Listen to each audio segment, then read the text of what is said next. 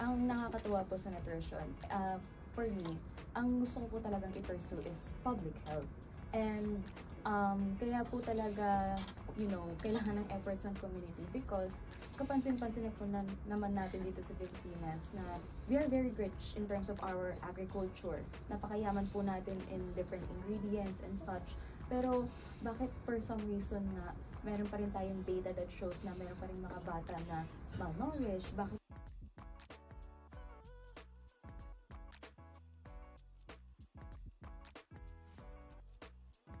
organization po namin enables people to be engaged and prepared and also connected with us and also prepare us sa future endeavors namin to become a tourism professional hopefully, and also ma-help kami ma-shape yung person na we really aim to be.